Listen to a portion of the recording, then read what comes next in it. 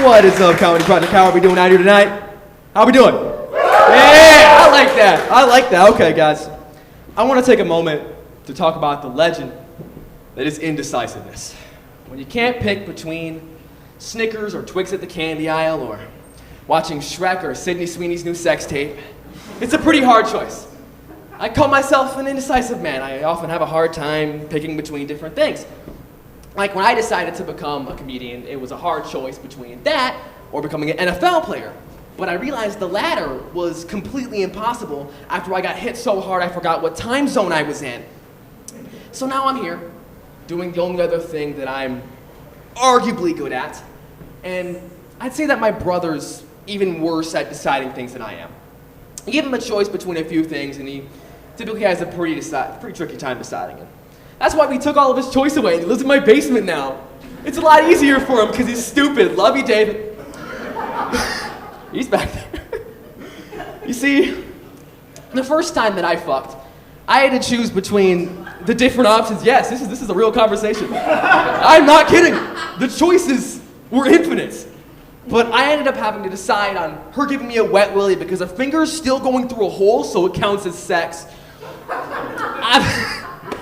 I could brag to my friends, and I'm not going to get any premature kids or sexually transmitted diseases. There you go, herpes, get out of here.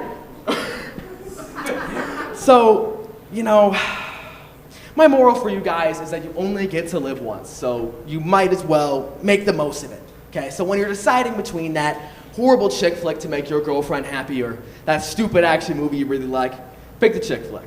Because it's probably better after all, you know? You closeted, hopeless romantic, you. At least you're not more in the closet than Tom Cruise. That man's got 17 bolts in the closet door. He prefers to keep his gay missionary sex private and his Scientology public. But at the end of the day, it's important to pick a stance and really stick with it, you know? I took a second to talk to my imaginary girlfriend about this set, and it was her idea to add in that last part. Not about the gay missionary sex, that was my genius, but more about the chick flick. And she told me, quote unquote, if you don't add in that last part, you won't get happy nighttime-y time. I couldn't make this up if I tried. So I didn't try and made it up. Comedy isn't real, woo! But that's the thing about being a young comic. You know, I'm 17 years old. I got about as much life experience as a newborn baby. The only thing I know how to do is suck on stuff.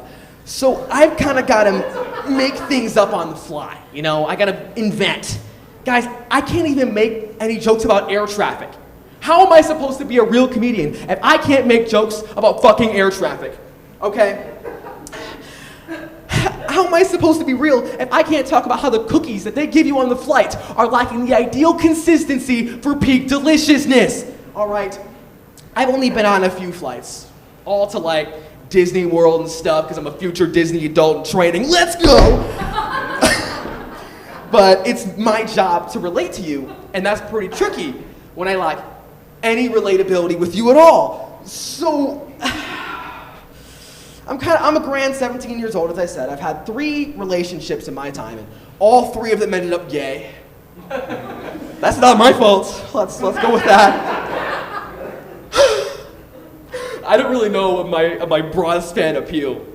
I can't come up here and say stuff like, my wife. So instead, I have to try something roughly like this. Give me a beer. Ugh, my wife, she's unsufferable.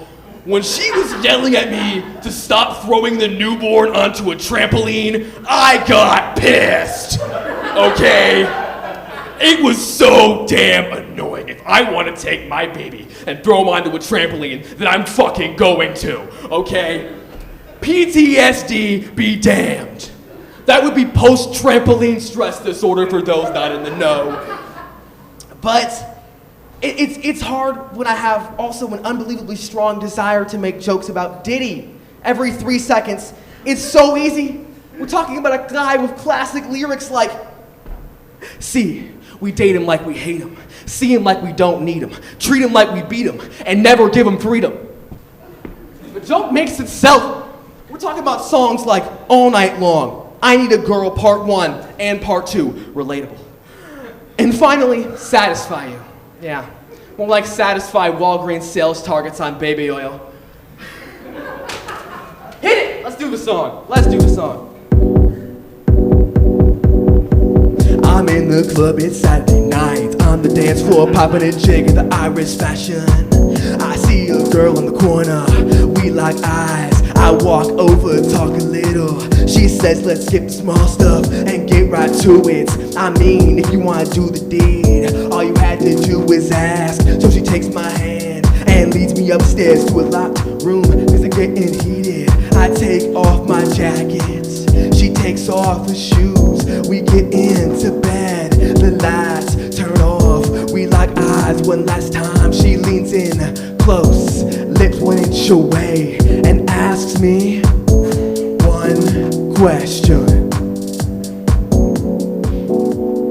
Do you wanna see my Pokemon cards? I got all the varieties, a PSA 10 Hollow Charizard from 1998. One of those really big cards I forgot the name of. An Ash Ketchum lifestyle figurine, 24 Snuggle Pikachus. Every single copy of every game released, and I cosplay as the characters on the side. I looked her in the eye and knew what I was dealing with. I took off my shirt and the rest of my outfit. I stood up and let her take me all in. She laid her eyes on me and smiled. She liked what she saw, but what did she see? Me and an Ash Ketchum cosplay I was wearing the entire time. I poured her a cup of grape juice, very rebellious, and got back into bed. Turned on the TV to the Pokemon anime. I leaned in close, she breathed in my cologne. I boop her on the nose and ask her one question. Do you wanna see my Funko Pops? They're 100% pristine, never opened, not a single one now. Got every single kind that you could dream of. A limited edition Snoop Dogg with Martha Stewart. Kevin Hart was Steel so we can be eye level with the Smurf. And Kanye West with a shirt that says kindness. I got them all PSA 10 just for you now. There you go. Thank you so much. I appreciate you all tonight. Supporting a guy that's too young to, supporting a guy who's too young to drink any alcohol at all and is probably way out of place out here. I want to put you all at ease. I'm not Bo Burnham doing blackface, I promise. All right, that's my show. I appreciate it. Have a great night out here, guys. Lots of good comedy.